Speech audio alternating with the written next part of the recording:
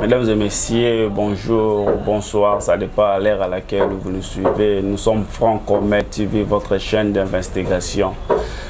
En direct de Kinshasa, capitale de la République démocratique du Congo. Nous allons vous informer, nous allons vous parler de l'actualité, de tout ce qui se passe en République démocratique du Congo. Merci à vous tous. Merci Nabato Nyonso Barpesa Rabiso confiance. Merci Nabato Basunga Rabiso Namusikape na Pene. Aujourd'hui, je suis avec Maître Willy Mbongo. Avec lui, nous allons vous parler de tout ce qui se passe dans la République démocratique du Congo. Bonjour Maître Willy. Bonjour mon Pandi Sango Ndeko Séraphin. Bonne année, Namoni Santé Kitoko. Ah, merci pareillement. Maître Willy Potoko Tamba, Moko Bilan Mokonja Mboka Félix Chilombo. 3 ans, bilan nae, analyse nae. Merci beaucoup Nako. Pesaranga Maloba, na sepelarami Koloba Maramba Mboka. Parce que Mboka les a intéressé biso nyonso. Le président de la République a dit 3 ans jour pour jour, le 24 janvier, depuis Azwaki Bokonzi. Alors s'il faut parler du bilan, il faut toujours un programme. Programme et élection à la rani. Programme et élection à le rôle la promesse. Oui, oui, bisa ba électeur na yo, ils ay peuple biso ba kolo pouvoir au lobby. Ceux qui vont voter ngai na 5 ans parce que mandat on peut ça à 5 ans. Ceux qui vont voter ngai na 5 ans yo na recel la bino makambo tel. Et pendant ces 5 ans, debiso to la moto a sali makambo na 5 ans à lobaki. Et maintenant na 3 ans to la ke tu sais déjà 3 ans, tu sais qu'il y a mi balé pamba. Na le bébé moko na ndambo. Makambo a na 3 ans. Est-ce qu'ils ont promettre qu'il y a quelque chose na 5 ans? Est-ce qu'elle est déjà moitié makambo promettre qui biso? À ce moment-là, tu crois que ba copé sa bilan. En ce qui concerne la réalisation, il y a président de la République. À part Makamona Kikaka qui est conseiller tel a détourné, directeur à cabinet a détourné. Que soit entre bango na niveau ya sommet à l'État, la réalisation na moni à président, que soit na débat entre bango, a promettre qui biso na 5 ans, a ko mobiliser ba recette na hauteur ya 100 milliards de dollars, et soit na un budget il y a 3 ans, oh ya pesi, to komi même pas na 20 milliards de dollars, budget réellement, to komi attend na 20 milliards de dollars te. Donc, tout est impossible à 180 milliards. Donc, pour dire que le bilan chef de l'État est allé largement négatif. Le bilan est allé largement négatif. Le président Fachi, 5 ans, déjà, tout le monde a échoué. Parce que 3 ans, il fallait que ça a déjà 60%. Il y a Oya Lobaki Nabiso, mais le président Fachi a commis à 10% à Oya Lobaki Nabiso. Ça dit, bilo qui mata, tout est dollar et mati, peuple. Et gratuité de l'enseignement, échec. Donc, mécanisation à battre, échec. Salaire à fonctionnaire, donc le président de la République, il n'a pas réussi. Il n'a pas réussi et son programme, il y a élection, na musalo asali, ils ont tapé mena roko kanate. Ils ont tapé mena roko kanate de Kosera. Il y a un président de la République qui a aussi accéléré encore 2e mandat. Vous êtes d'accord avec le président de la République? Mon frère, il faut être sérieux d'abord. Au kokite, au yesuba bakise là. Et ça c'est que l'aventure. Yo kokite, au kata sonike, j'ai échoué. Yo kata sonike, yo ye te bakise là les sous. Ça c'est quel courage. Ce pays n'appartient pas à un individu, mais c'est Félix Tshisekedi. Tu penses ça qui est 5 ans. Ce qui a kokite, aïe funwama. Azarapenda patriote alobaki bandeko j'ai échoué. Alors bon ça 5 ans et koya na bato mususu a renoncé. Donc c'est un peu ça. Très bien, merci Maître Willy Yoza mon Équateur. Tu roko le kabongo te santo lobe la province na yo. Évaluation nini ozo sala na province Équateur pendant 3 ans à chef de l'État. Bon, pour la province Équateur, na habité. Je peux pas me permettre de dire que c'est une province maudite. Mais c'est une province socio-taliango, ils ont payé sa passe. Mon frère, ils ont payé sa passe. Et je regrette beaucoup. Je regrette beaucoup. La province de l'Équateur n'évolue pas. Pourquoi la province a évolué? Il y a un système où ils ont installé.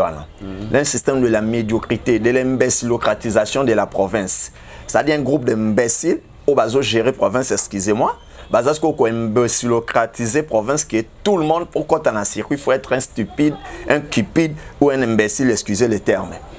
Au moment là, député dans le système, d'abord, le problème de l'Équateur, c'est le système de l'emprise financière de députés il y a à travers le gouverneur. Pour devenir gouverneur dans la province d'Équateur, il faut procéder à la corruption. D'abord, il faut corrompre les députés. Sauf si on corrompre les bango, on promettre bango les sous. On retient bande qu'on a bango nyon son amisala, ba médecin affectation, ba médecin et qu'on dépend na bango ba député. C'est-à-dire toi gouverneur, tu restes une étiquette tu ok aïe sous na musala te. C'est-à-dire soit un bon à l'état, il rétrocession et un bon après ça misala à l'état, il faut bande au kabola na député. Alors que député c'est l'État congolais qui lui paye, mais gouverneur il faut payer ça bango. Et là, il y a Jean-Claude Bayende, et 13. C'est que ça continue. Et 13 et pas na bango en dehors il y a salaire où l'État fout à député. Gouverneur, tu es obligé à chaque fin du mois, il va à l'État, on peut ça à député pour y à gouverner. So ça li en haut on te chasse. Et sur base de ces systèmes, de kobo boboloko, artisans, il y a médiocrité les sous-sous à ekoya kozala éli par corruption. De kobo ba ekoko ma gouverner. Tant qu'on découvre va comme gouverner par corruption. Découvre va raconter que l'Arabie Saoudite boudin. Découvre va raconter l'Arabie Saoudite bilo qu'on a biso na agence à Ranango qui ça. Découvre ara ko c'est l'Arabie Saoudite misala ko tongi l'Arabie Saoudite bandako. Siko mbongo na yo ana corrompa ki bango. Asili mbongo na maboko. Akomi gouverner siko mbongo à l'état yi. Akosala nini? Découvre il faut bandako zongisa mbongo à l'état. Est-ce que ça permet la constitution mboka na biso moto ateka ka boudin topé commerçant à comme gouverneur? Non, non, tu as une démocratie. Démocratie, c'est une démocratie, c'est le pouvoir du peuple, par le peuple, pour le peuple. C'est-à-dire que le pouvoir, mon exerçant, c'est le peuple. C'est-à-dire que tout le monde peut être gouverneur, s'il estime, tout le monde peut être candidat, gouverneur, président de la République, sauf qu'on remplit les critères. Et maintenant, les critères ont des objectifs. Vous pouvez imaginer fonction au cas du président de la République, il y a des critères à classe. Fonction au cas du président de la République. Tu peux être un illettré, on m'a mis soit des expériences, il y a 5 ans, attends la boulangerie à Maman Poto, allez, tu deviens candidat président de la République, voter, tu passes. C'est pareil dans le gouverneur. Donc, d'ailleurs, moi je me pose même la question, comment les députés vont voter comme Motobo Ndekobobo? Ce qu'on lui dit par corruption. Donc, sur le cas de corruption, tu vas te rendre compte que Ndekobobo, il ne ferait pas. Donc, il y a un critère qui faut voter. Donc, depuis Ndekobobo, on est sur le la quota qui a corruption. Si il y a un bon à l'État, on est à corrompre qui va député. Et les députés, les Ndekobobo ne faire ça comme bon. Il n'y a pas de sabino bon, mandat peut quoi aussi la bonazu et l'autre côté, à l'occasion, de conflit bimana. Il n'y a rien du peuple, conflit bimana. Et Ndekobobo, le roi a besoin, province Équateur, et comme dynastie nae, royaume nae, de moni moi on est à l'assemblée provinciale à côté na bureau. Recette à provinciale, recette à province, à cha moi on est à moi, c'est-à-dire sa fille. Azota la régie financière, moi on est azota la organe délibérant à province, à bloquer province. Même na makama mike na ba mokonza oui wayato le kokokuti il faut bien motabobo. Motakonza il faut bien camarade à moi na bobo. Donc Bobo aussi, bien que le système était avant lui, ce mauvais système était avant lui. Il y a un système en AMAB et quand ça qui est, il y a un pas bon, tout est poto na kati ya poto, c'est-à-dire la province n'évolue pas. La province n'évolue pas. Est-ce que pour la province équateur est bon là? Et ça il faut de bobo longwa ou bien va changer de système. Pour la province longwa, d'abord c'est pas un problème d'individu. Il faut changer de système. Parce que si même le bobo longwa que ce système persiste. Parce qu'on avait des maquila, tout le monde a créé maquila, détourné maquila, après maquila. Il y a eu des baïndés, et l'autre était baïndé bolamba, bolamba, quand il y a que son âme repose en paix, via Batasaki, na monsalate, a tiqué l'impét, a détourné, a fait ceci, province évoluée aujourd'hui, Tozan a baïndé, et na bobo, province évoluée. Donc, il faut d'abord changer le système. Il faut le député, il y a un rôle na bango député.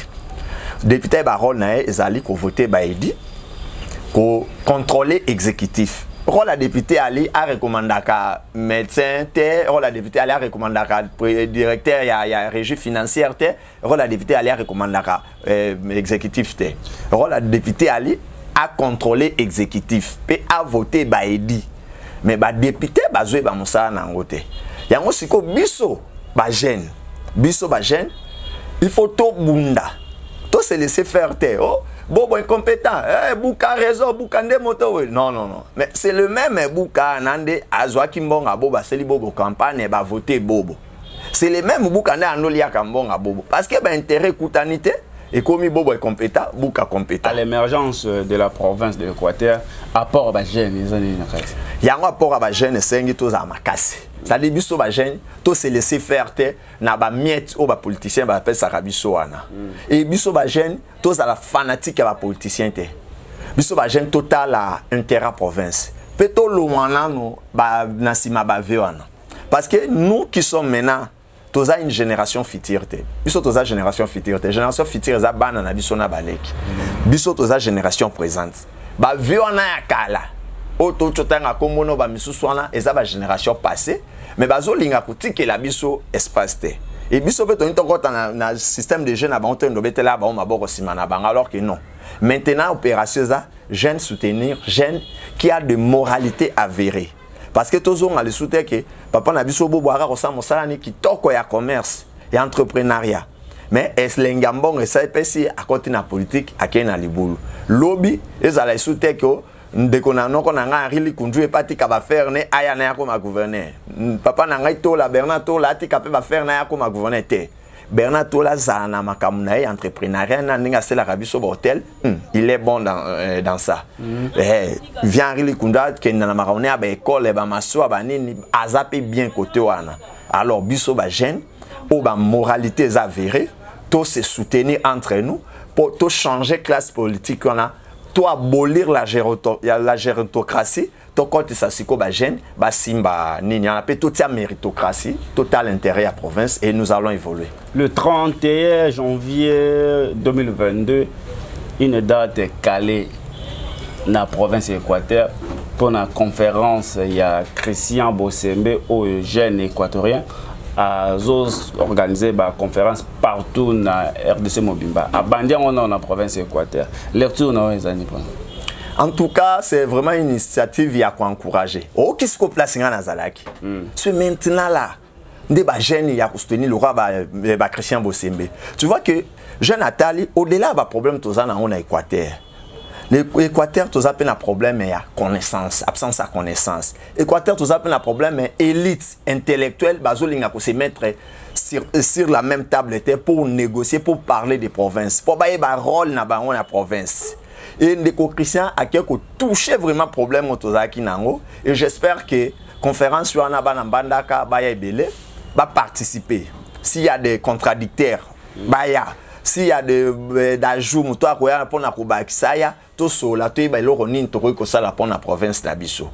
le gouvernement central a quoi un décime, mais biso moro na Équateur, autozana Équateur, na obaï bisika nyonso ya mokile, senge to sangana, na ba initiative au Christian Bosembe azomema, to tcheboania de to développer province na biso. Christian Bosembe une étoile montante de la province.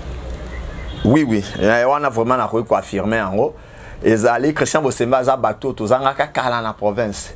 Na ba momo banda ko kana o moto ba fingi moto bona TV gouverneur akangisi moto gouverneur beti moto likofi.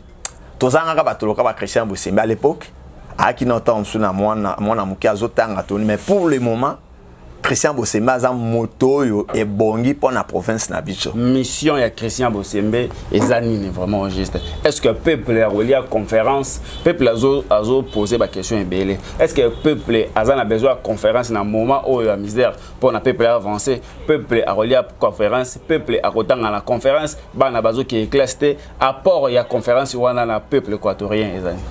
Au moins mboka pour évoluer. Il faut boyer bananu et loko nini bo sengeli nango. C'est-à-dire vous devrez d'abord comprendre tous en a besoin, il y a nini et nous avons quoi et qu'est-ce que nous devons faire et le temps. C'est-à-dire que la conférence c'est qu'on permettre biso to tia maele, ba problème na biso ezai nini. ah bah problème na biso aller ba député bazara trop corrompu profil à voter bateau ezoye banate ndezo bo ma province problème na biso ali ba gouverner bazo détourner kaka ba mbongo problème na biso ali ba gouverner chaka kaka bana ba problème na biso ali que nous avons une province il y a vocation agricole mais tous en matériel tête tous en unité. C'est maintenant la partie à la conférence en Ningwana. Je crois que cause à la deuxième, troisième, quatrième, avec à partir de la conférence, qu'est-ce que nous devons faire? Nous avons tel problème, et de ce côté, il y a une solution. Mais tant que il y a problème, peuple en Nzala, bon, Nzala, il faut aller à Nini. Bon, tu reçois lipa au peuple à rouler, tu reçois un déguénis. Il faut réfléchir sur ça. Dès lors que Christian Bosemba même. Ce que tu veux qu'il faut aller à lipa. Maintenant, pour trouver le pain, comment il faut faire? Tu as ma belle sengi tolona. Tant que tu colona, tu as na courant, tu sengi to créer courant. Tu as na maya comme la tête. Quand nous allons réfléchir sur ça, de ce que tu reçois là-bas, il faut, tu as une solution et peuple a zan nzala lei. Le lozo babola ma Christian Bosemba. Or, na province mo bazo le la pour na combat Christian Bosemba, bazo lo bate. Christian Bosemba a soutenu le gouverneur Oyo Zolo Balelo Aza est compétent. Christian Bosemba balongo le gouverneur ya memi na présidence a sali ba manœuvre na ye ndé sali ke bazongi sa gouverneur Oyo Zolo ba est compétent. Christian Bosemba a travaillé pour le gouverneur de l'Équateur. Dans ndé nazolo babola mu ya Christian Bosemba te.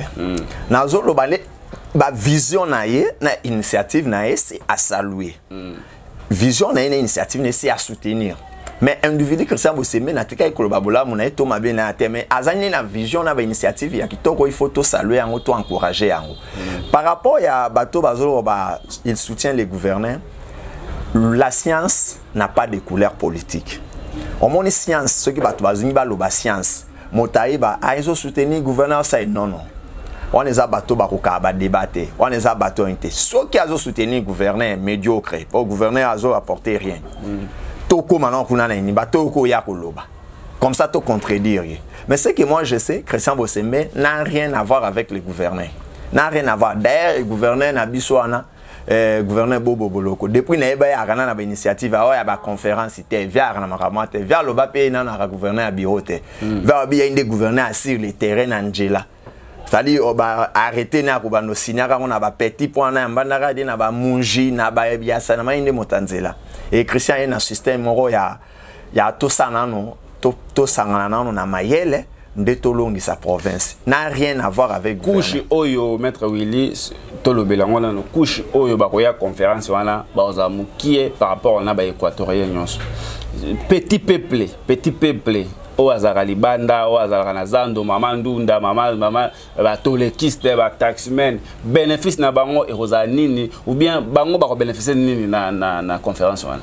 Dans un système démocratique ça se passe toujours comme ça. Voilà, parce qu'il sera impossible à un individu à ressentir sa province mobimba de l'Équateur va tellement pour banorier sa banque parce que batu ba longi ngende te pour ba yambanda ki ngende tika la vie de terre ba sans kusu bolomba te. C'est toujours sur base d'un échantillon de basara musala. So moni même ndenge biso peuple toza ba kolo pouvoir. C'est pas 100 millions de Congolais, il faut to ba no voter loi. Mais toza 500 personnes. Touché bango pour ba représenter biso. Yango Christian zu échantillon. Il y a élite na intellectuel. Bango tango bakoya bayokie bakokomisa la bande kwana oyo pe bakozwa tante to pe ope bazana catégorie te po baya mais akosuka pe wana te akozwa pe tan ya koswa na bande ko mosusu puis na bande ko na biso tan mosusu asaka cop ne ya moto akozwa tan sutan ya koya ni mbate po ana musa na tika musa mwasi na bana bakoliani Christian akozwa pe tan akosola na batu wana akukuta na pe na bango mais il faut pas dire que na conférence koya kaka batu moko boye ba misu ba koya te atika moment ba kosaka na mokili tout le monde a été ils aura toujours un échantillon moko o il représentera baninga ata tango anya sola na batamoto je ne pense pas que ndeko Christian akosola na batutu ya moto bana mbandaka c'est impossible akozwa kaka échantillon moko ba koya ndeko kitela bango et c'est comme ça même Maël na mokili tambola randinga pe l'information tambola wana o ayebisi oyo o ayebisi okuna et message ekokoma na kwenyonso ya Équateur pe ekokenda Congo mobimbo azosala po Équateur et mata akosala ngo pe pona ba province nyonso Congo mobimba to mata.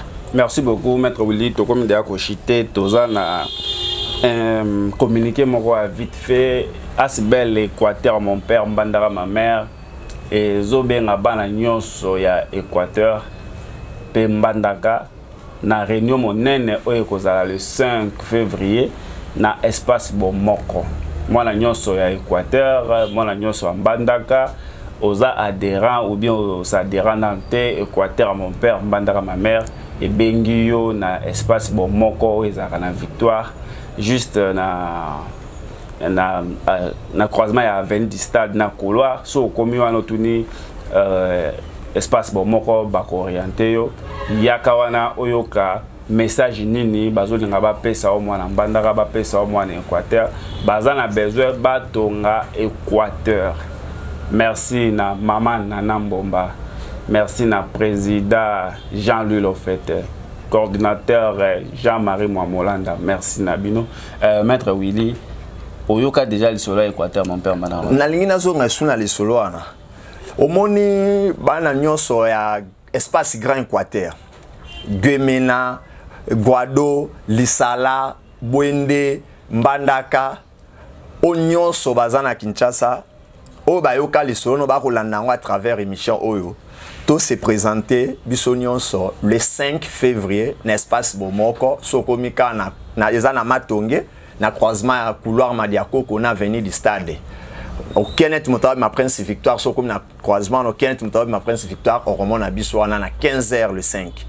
Boya tolobaka tolingi province. Mais chacun de nous, bamso akoso mama sanga ba kaze mobimba bamso azo kabe ape batunanzela boya to sangana. Na $1 seulement. Soko zui akole tant mieux mais $1 ka par mois to tia biso nyonso po to sa makambo na province na biso ekende liboso. Yango na kosenga bana Mbandaka initiative wana c'est vraiment à soutenir. Tozo le la kaka bakonza mboka bazoyiba biso pe tozo sala nini. Bakonza mboka boyibo apport na biso ezani tokotika kaka bato balelaka tokotika la kaka libela ba plaintif apport na biso to le 80 Asbel ne fils que na $1 to s'adhérer ba o pe ba s'adhérer na noté ba ko s'adhérer ba o baza déjà ba yebaka ba ya ka réunion pe ba yeba cotisation na bango ndenge ezali eza pour un espace Grand Équateur et combat Asbel ezali Équateur mon père Mbandaka ma mère. Ce qui est Mbandaka ma mère par rapport à tant ancienne configuration na biso. Bon ne ba kabola ni ba ta politique. Biso tozali biso tout Grand Équateur. Na ancienne configuration, chef de la province ezaki Mbandaka. Donc Mbandaka ne ezaka miroir ya Grand Équateur. Yango toté Équateur mon père, Mbandaka ma mère. C'est un peu ça, alors qu'on a un tiers-mois pour l'initiative qui toque. Merci beaucoup. Ezalaki na vite fait message ya bandeko ya Équateur mon père Mbandaka ma mère tokuta na biso nyonso wana le 5 février. Masole eza bien otekaka ndunda otekaka makasu ozalaka mwana sirage mutu nyonso aya jour wana le 5 février. Aya boya ko s'adhérer na 2000 francs oza pe na 2000 francs te yaka oyoka idée nini bandeko bazana ngo et ko ça bien maître Willy to komi ko chité to mona ki bino na groupe ya ba jeune notable de l'Équateur idée ou bien idée ya grand groupement na bino na ezani bon tant oyoki jeune notable de l'Équateur d'abord la notabilité est liée à l'âge. Dans une année, le bon pour la bande comme ça, il y a mon amour notable qui 60 ans. Notable de Bakumu, Bampaka. Yango Balobaka, aux ans bien la valeur n'attend pas le nombre des années. C'est-à-dire que pour yo assumer ba fonction moi to comme à niveau moi ya ko réfléchir to ko comme un d'une fils yamboka. Pour avoir certaines unités, une certaine excellence dans la vie, ça ne nécessite pas, il faut avoir 60 ans. C'est-à-dire la notabilité, les allitants au moto, Amici n'a rien excellence. Excellence, ce n'est pas vos ministres que vous appelez excellence. Là. Ils ont excellé en rien, ils ne sont même pas excellents, ce sont des messieurs les ministres. Excellence, c'est-à-dire que ta façon de vivre, aux autres vivre, excellence moroboé, tu as une bonne moralité, tu as une dignité et quand tu fais quelque chose, aux salariés avec dignité, avec la moralité, à ce moment tu es notable. Et nous, tu estimes que tu as bateau tozo sala pe makambo avec dignité, avec nin. Et nous avons vu l'un de nous, Christian Bosembe, oyo ba moralité na eza avérée, na ba vision na ye, na nin, de tourner kokuta na ye, tozo ki entretien, pour na koyoka ye, pour na vision na ye, d'abord pour la province de l'Équateur, et il nous a convaincus, il y a un de toi porta qui soutient na biso pas na ye.